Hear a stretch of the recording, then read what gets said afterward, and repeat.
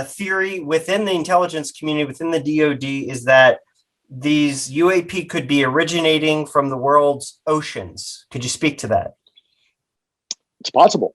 We don't know. They seem to be around water an awful lot. We know very little about our oceans. We know more about the moon than we do the deepest parts of our ocean. Every time we ascribe a quality of what life should be, right, like photosynthesis, nature proves us wrong. Look at chemosynthesis and the life that exists in the deepest parts of our ocean near black smokers. That life is very much alive, and yet it doesn't rely on photosynthesis the way we do up here. And so the fact that we know very little about our oceans, I think one has to keep at least it open as an option that there may be some congruencies between water and UAP activity. There certainly seems anecdotally to be some relationship there. One interesting event that occurred. It's pretty incredible. You have I'm not going to go into too much detail. I want people to know who it is. The person is kind of very cagey about this, but you have a helicopter going out of a Caribbean island on a regular basis because the Navy likes to test fire some of its cruise missile technology and whatnot. And what will happen is that after the cruise missile runs out of fuel, it kind of splashes into the ocean. It will sink, and then at a certain time, it kind of rises up, and we go and fetch it, and we analyze it for telemetry and things like that. Long story short, helicopter crew goes out to recover one of these things. As they are recovering it the first time, the missile, they're pulling up, and something what was described round and circular about the size of a small island, black, dark color, starts rising to the surface. It doesn't break the water, but it starts rising to the surface. They thought, wow, that's really, really peculiar. Well, the next month goes around and they go out to retrieve this another missile that was test fired. And this time we got a frogman hanging down from the rope about to latch onto the missile, and this thing starts coming out of the water again. And if you know about the Puerto Rican trench out there, you're talking about water that's 22,000 feet deep. It's the second deepest part of the ocean. The thing starts rising up, and as the thing is starting to come to the surface, the frogman is literally trying to climb the rope. They're doing an emergency ascent. Everybody is absolutely panic at the disco, freaking out.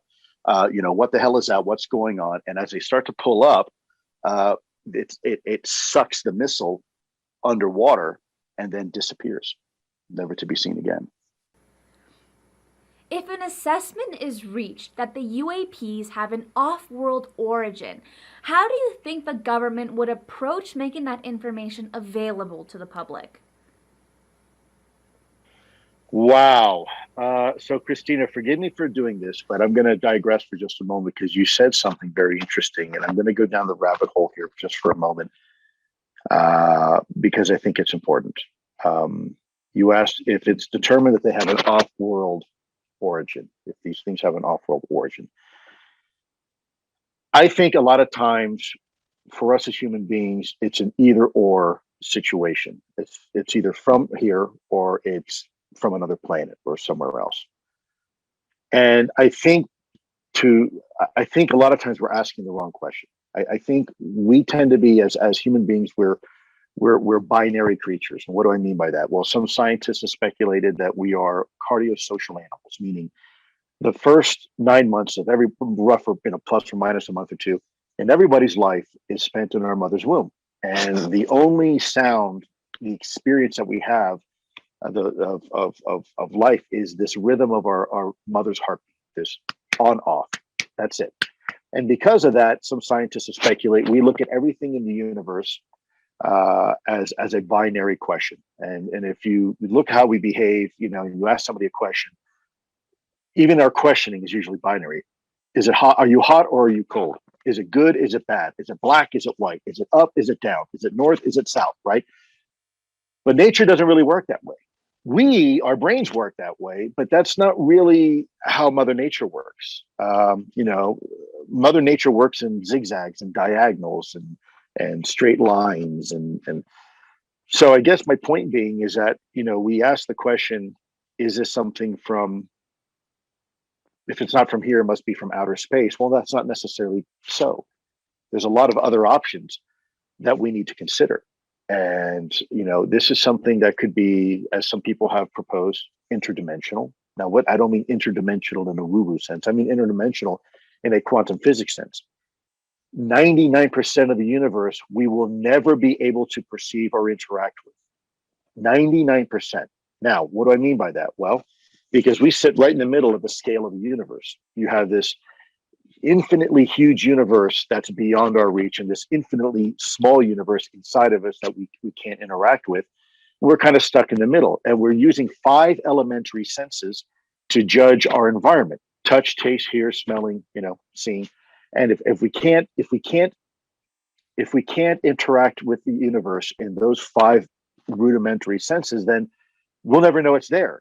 And yet all around us, we know there's this reality that we'll never perceive. There's right now Wi-Fi signals, radio signals, GPS signals coursing through our bodies.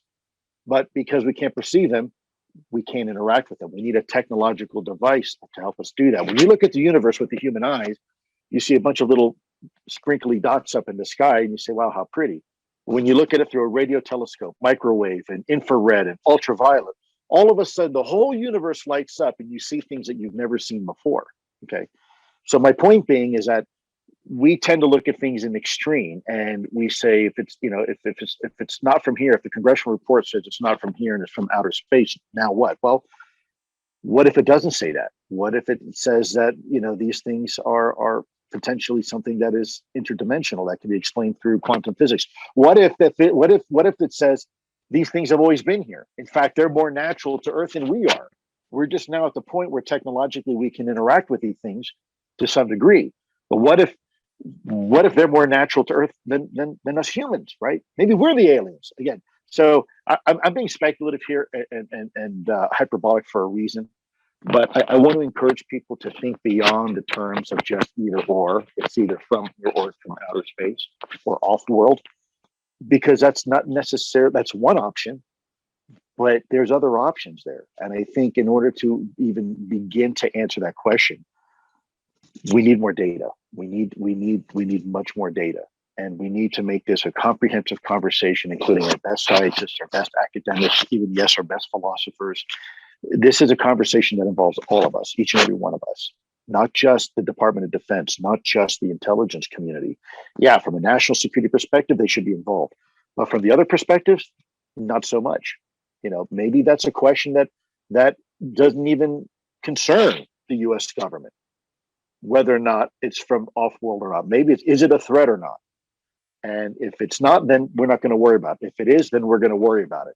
Doesn't matter the origin, doesn't matter where it's from. And so, again, I don't want to be hyperbolic here, but I think it's important that we go down just a little bit of that rabbit hole, because I'm not sure it's an either or a binary solution. Imagine how inefficient it would be if you, in order to get to work, you could only get to work by taking a series of left or right turns.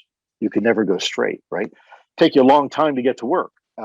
So that binary way of thinking isn't necessarily, it's helpful for us as humans, and probably the scientific reason is maybe because we are cardiosocial animals, but Mother Nature, she has a vote. She doesn't have to abide by our rules.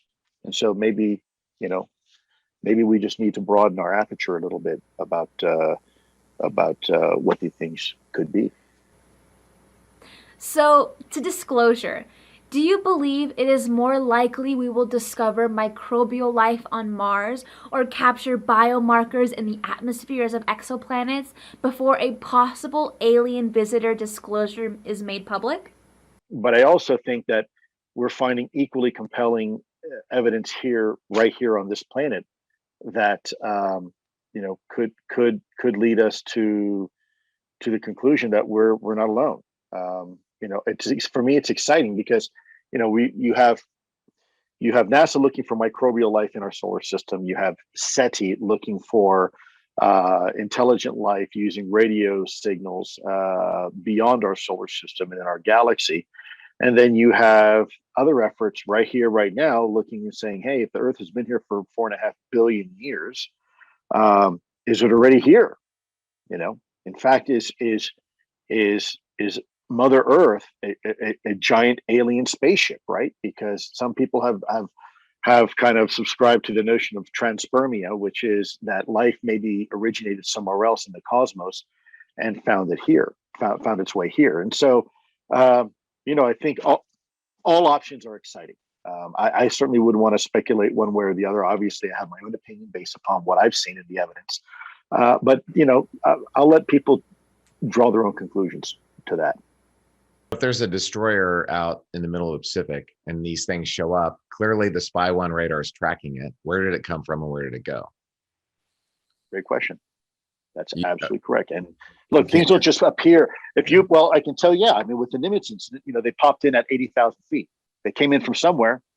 We picked them up at 80,000 feet. So that means they came in from higher than that, and we picked them up at 80,000 feet. And then we retract them hovering 50 feet over the water, and then bouncing back up and zipping off past 80,000 feet again. Where it went, nobody knows, but we were looking up to 80,000 feet and it went beyond 80,000 feet. So, wow.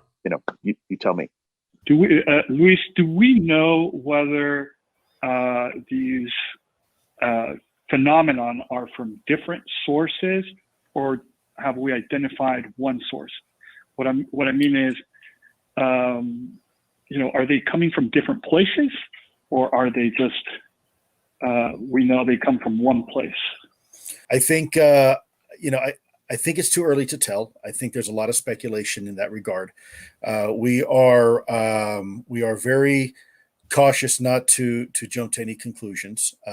We have not begun yet to ascertain the sources of these things. Again, our focus was very simple. What is it and how does it work?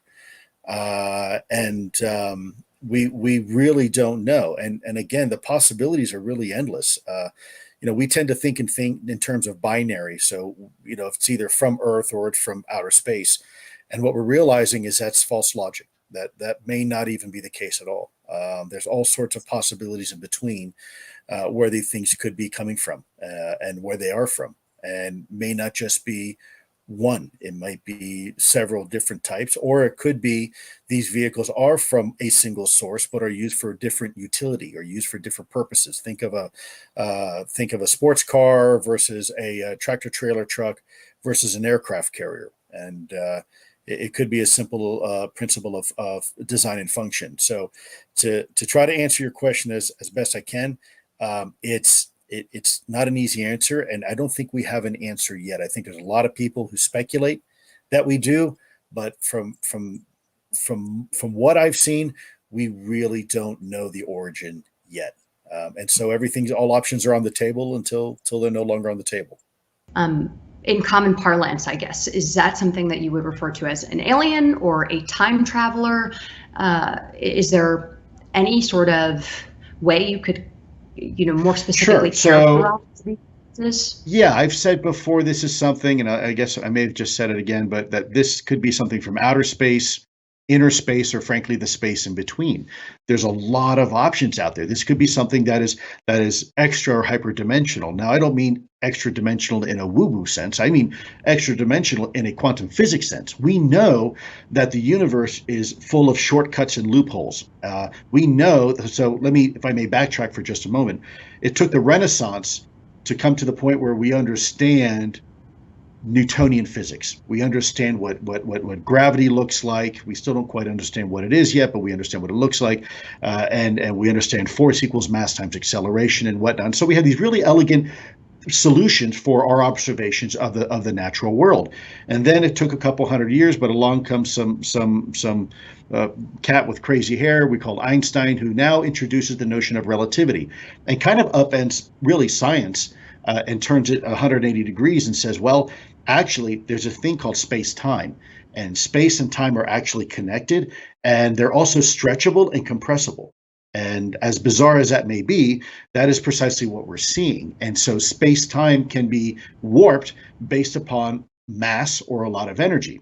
And then, of course, 40 some years ago, we really start getting into this whole nother paradigm of science, and it's quantum physics. And someone once described it as you have this box sitting on the ground, and in walks a dog, and all of a sudden 2 cats walk out. And as crazy as that may seem, that's precisely what we're seeing in these observations with quantum physics, proverbially speaking, of course. So it doesn't make sense, and yet there's this weird duality. Maybe the universe, the speed of light, although may be the universal speed limit, there may be some shortcuts and off ramps in this understanding of our universe. So we are just now scratching the surface of understanding what type of science it may take to do what we are seeing with these vehicles. There's 5 specific observables associated with these UAPs, unidentified aerial phenomena, that really separate them from the rest of anything that we would consider terrestrial aircraft or manned aircraft or some type of human-based technology. And again, I want to be careful not to go too far out on the limb, because that's where the speculation starts, and that's also where the danger starts, because we simply don't know yet. The question is it extraterrestrial? Well, what does that mean? I've said before, this is a huge universe we live in. But we're now learning through quantum physics. You had the old paradigm of Newtonian physics, and then you had Einstein come along and provide his relativity, and that time and space is really kind of flexible and connected. And now you have this new type of physics called quantum mechanics. And although they seem diametrically opposed to each other, they all, for what they do, they answer very succinctly some of the mysteries of the universe. So is something from outer space? Well, could be, but it could be something else. I always say to people, it could be from outer space, inner space, or even the space in between. There may be options there we've never even considered, right? So we say, well, if it's not US technology and it's not adversarial technology, foreign technology, it must be from outer space. Not necessarily. There's a whole range of what ifs that lie. It's not just A, B, or C. I think you have an A, B choice, A, B, C, D, E, F, G, and maybe even a combination of some of those. So it's hard to think about it that way. And I know it's very tempting for me to offer an opinion, but at the end of the day, I think it would be a disservice for me to do that. The one thing we learn early on is you can be absolutely sure of something and still be absolutely wrong. So, I don't want to be in that position to offer an opinion, because that opinion is an uninformed. I realize that my opinion, although I've been exposed to a lot of stuff, I still don't have all the data and facts. It's an uninformed opinion, and it would not be prudent for me to offer what Lue Elizondo thinks, because at the end of the day, it doesn't really matter what Lue Elizondo thinks. What matters is what you think. But back to my previous question, is there, in your view, without speculating as to, I guess, what these might be, let's just take off the table what we're pretty sure they're not. I mean, they can't be human, can they? And if they are, if these were human, which humans would be doing this? It's looking increasingly like this is probably not the case. But the question is, what is it? And of course, people jump to speculation it's from the Pleiades or something like that, when in fact, one of the hypotheses when I was in AATIP was that this could be as natural to Earth as we are. We're just now at a point where technologically we're advanced enough where we can begin to actually collect information on it and begin to try to figure out what it is. There's been other hypotheses that these things are possibly from underwater, and as outlandish as it may seem, there is some anecdotal evidence that supports all of these observations. So again, what we want to do is try to get as much data on the table as we can before we start eliminating what something is. Of course, but let me just rephrase it without getting into all the theories. If it's not human, then it is something. I have no idea, but I'm just fixated on the idea that given the data we now have, it doesn't seem like these could be human. Have you heard, or from a human source, have you heard anybody offer up a plausible explanation for how human beings could be responsible for these sightings? No, and I'll share with you even a little bit more insight. When I've had my private communications with some of my former colleagues and some people that are still in Washington, D.C., the conversation that these being non-human vehicles and controlled vehicles, but still intelligently controlled by something or someone, is certainly not off the table. These are conversations that are absolutely occurring. And one more thing, you brought up the idea before of humankinds. I thought this was a few years ago, and it was over some kind of video conference for an event, and I was pretty blown away by that. I thought it was a profound statement. So, What do you mean when you say humankinds? I'm probably going to let your imagination take that, because it means something different for different people. This is a tremendously complex universe we live in. And as my friend Christopher Mellon said so eloquently, the Earth has been here for 4.5 billion years. We've just been really looking for some sort of life outside of our planet for the last 100 years. Is it possible that intelligent life has found us first? And I think I've often used the analogy of standing on a sandy beach looking at the horizon. And in doing so, one wonders, what's it like over the horizon? And although as a individual, these paradigm moments don't happen all the time, as a species, they do. And we've seen it time and time again, whether it's the first time we crawled out of the cave and looked at the sun, or we invented fire for the first time and we can harness it, or we stood on a sandy beach and looked at the horizon, and someone had the courage to say, I'm going to sail over that horizon, despite everybody saying, no, you're going to fall off the earth and it's flat and there's sea monsters out there. And lo and behold, someone took a chance, and here we are. As a species, we did it. And it turns out there are sea monsters. There are things called great white sharks and blue whales and great squid of the Pacific. But they're not really monsters. They're just part of nature. They're just part of our reality, our current paradigm. And they're normal. And so perhaps this topic is yet just another horizon that we're looking at. And we're on the precipice of sailing over the horizon for the first time. I think it's in our genetics to continue to search and strive to look for answers. I don't think this topic is any different. And it may turn out that what we find over the horizon may be a reflection of us. Maybe we're not so unique after all. Maybe we're part of a much more beautiful cosmic neighborhood where life is abundant. And then we have to redefine what it means to be human, because maybe being human isn't quite so unique after all. Maybe what makes us unique is something inside, not outside. And so maybe we have to redefine what it means to be a human being. And maybe there's more, we refer to ourselves as mankind, but could quite possibly be the case that it is mankind's, that there's a whole new definition now of what we have to ascribe as being a sentient life form, an intelligent sentient life form. That may very well be the case. As far as my favorite case, they all have uniqueness about them, and I think for me, it's because they don't all fit in a particular mold why they're so interesting and compelling to me. Because as an intelligence officer, we're trained to find patterns. We're trained to find, create this mosaic. It's like putting together a jigsaw puzzle, and eventually you have enough pieces on the table where you can make a picture. You know what it is. But this is not that way. This is far more intriguing. This is almost like think of a three-dimensional puzzle, a puzzle that not only fits on a table flat, but you also have these sides and tops and whatnot. And there's so many pieces to the puzzle, and you can't force them together. They have to fit. And every time we think we have a picture of what it is we may be looking at, all of a sudden there's this whole other dimension to the jigsaw puzzle now that doesn't fit. So it might fit here, but on the opposite side, now those pieces don't fit. And so it really is it's intriguing. It's really one hell of a mystery. And then when you finally get to the point where you do find some pieces that fit and you start seeing a bit of a picture, there's this realization that, wow, this really is some pretty incredible technology.